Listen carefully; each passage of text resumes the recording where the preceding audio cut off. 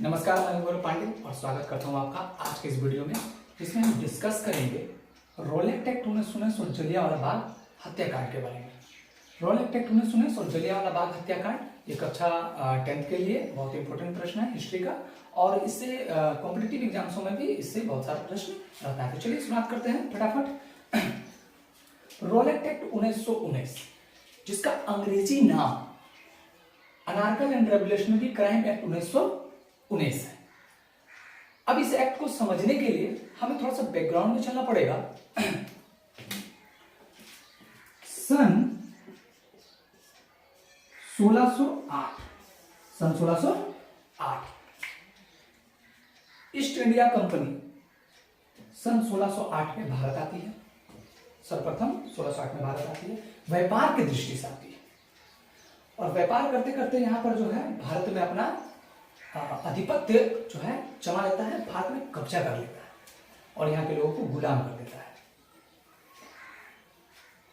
अब बात करते हैं सन 1914। सन 1914, ये भी डेट जो है इंपॉर्टेंट है। सन 1914 प्रथम विश्व युद्ध, जिसमें ब्रिटिश सरकार भी शामिल थी। अब ब्रिटिश सरकार ने भारतीयों के समक्ष एक शर्त रखा कि अगर सन 1914 में जो प्रथम विश्व युद्ध हो रहा था उसमें ब्रिटिश सरकार भी शामिल था, अगर उस युद्ध में भारतीयों ने उनका साथ दिया और अगर वे प्रथम विश्व युद्ध जीत गए तो वे भारतीय लोगों को गुलामी से आजाद कर देंगे।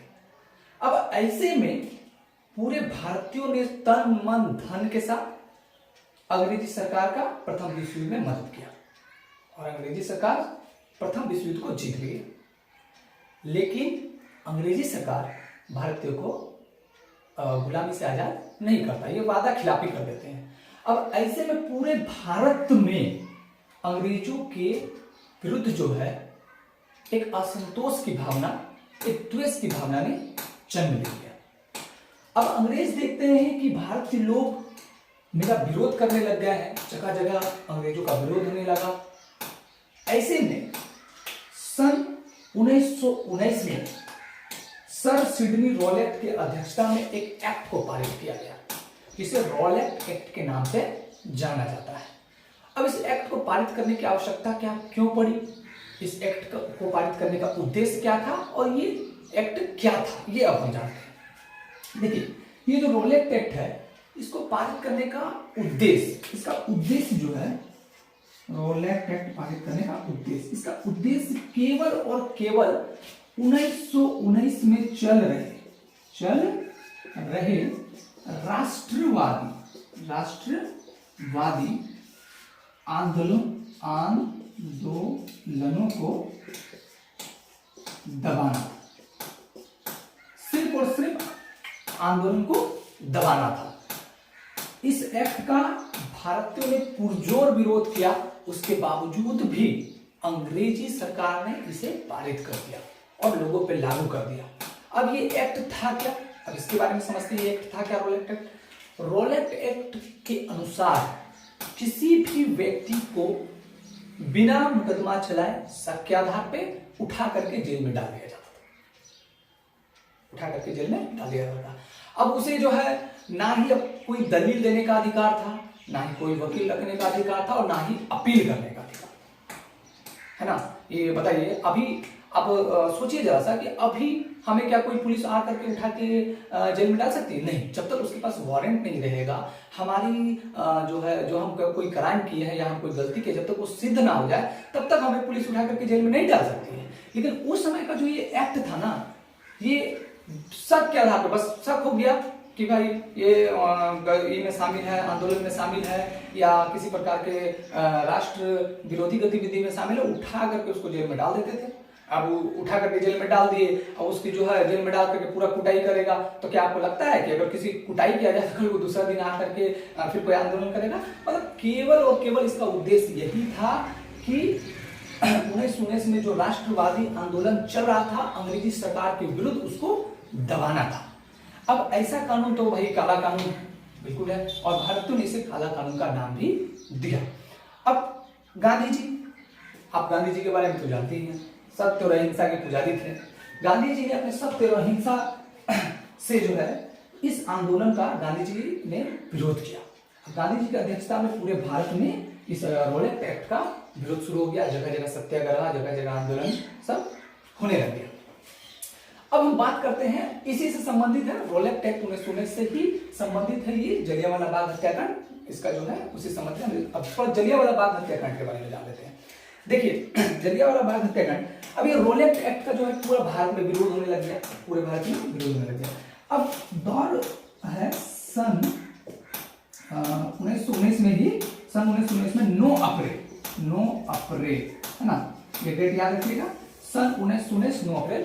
ये आंदोलन जो है रोलेट एक्ट का जो सत्याग्रह, विरोध में जो सत्याग्रह चल रहा था, तो 9 अप्रैल सन 1919 में 9 अप्रैल में जो है ये पंजाब में ये विरोध का एक मुख्य केंद्र बन गया था इस रोलेट एक्ट का। अब वहां पंजाब में जो है डॉक्टर सत्यपाल किचलू, डॉक्टर सत्यपाल और डॉक्टर किचलू वहां के मतलब जो है पूरे लोकप्रिय नेता थे, जो इस विरोध का नेतृत्व कर रहे थे। अब 9 अप्रैल को उनको जो है गिरफ्तार कर लिया जाता है, अंग्रेज सरकार के द्वारा उसको गिरफ्तार कर लिया जाता है। अब जैसे ही ये डॉक्टर सत्यपाल और किचलू जो है गिरफ्तार हो जाते हैं, तो इस गिरफ्तारी के विरोध में 13 अप्रैल 1919 डेट याद रखिएगा, डेट याद रखना है, 13 अप्रैल 1919 को अमृतसर के जलियांवाला बाग जगह का नाम है जलियांवाला बाग। 13 अप्रैल 1919 को जलियांवाला बाग में एक शांतिपूर्ण सभा, इसके विरोध में डॉक्टर सत्यपाल और किचलू के गिरफ्तार होने के विरोध में, ये 13 अप्रैल 1919 में जो बैसाखी का दिन था, अमृतसर के जलियांवाला बाग में एक शांतिपूर्ण सभा का आयोजन किया जाता है। अब उस सभा में बूढ़े, बच्चे, महिला, पुरुष सभी वर्ग के लोग वहां पर शामिल होते हैं। लगभग 20,000 की भीड़ वहां पर जमा रहती है उस बाग में।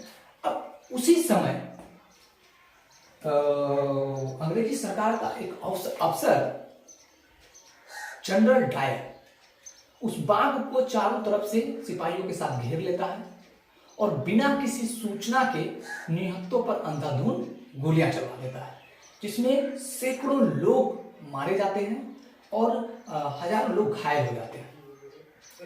इस घटना ने पूरे मानवता को शर्मसार कर दिया, मानवता को झंझोर करके रख दिया।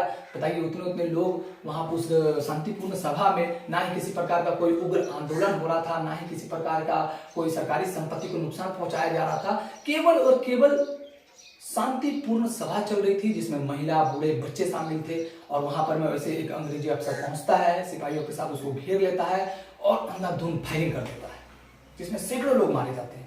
बताइए कितनी बड़ी मानवता को शर्मसार करने वाली घटना है। अब इस घटना के बाद पूरे भारतीयों में एक आक्रोश जग जाता है और पूरे भारत में अंग्रेजी सरकार के खिलाफ पुरजोर विरोध शुरू हो जाता है। और इस घटना के बाद भारत के लोगों ने अंग्रेज का हर तरह से जो है उनका विरोध करना शुरू कर देते हैं। और इस घटना के बाद अंग्रेजी सरकार की नींव हिल जाती है। तो ये डेट था, ये रोलेट एक्ट 1919 और जलियांवाला बाग हत्याकांड के बारे में कुछ डिस्कस मैंने किया था। और ये कुछ डेट हैं, ये कुछ तारीखें हैं जो इम्पोर्टेंट रहती है कॉम्पिटिटिव एग्जाम्स के लिए भी। और आई होप कि आपको ये वीडियो अच्छा लगा होगा। और यदि आप इसको क्या कहते हैं कि अगर आपको नोट चाहिए तो मैं अपना व्हाट्सअप नंबर लिख देता हूँ, आप मुझे इसमें व्हाट्सअप कीजिए और मैं आपको नोट प्रोवाइड करवा सकता हूँ इसके बारे में। जिसको भी अगर नोट की जरूरत होगी, ये मेरा व्हाट्सअप नंबर है, क्योंकि मैं ऊपर लिख देता हूँ, ध्यान लिखेगा 94। इसमें आप मुझे व्हाट्सअप करेंगे। अगर किसी चीज़ को नोट की जरूरत हो तो आप मुझे व्हाट्सअप कीजिए, मैं आपको इसमें आपको इस दोनों का नोट मुहैया करा दूँगा। आई होप कि आपको वीडियो अच्छा लगा होगा। थैंक्स।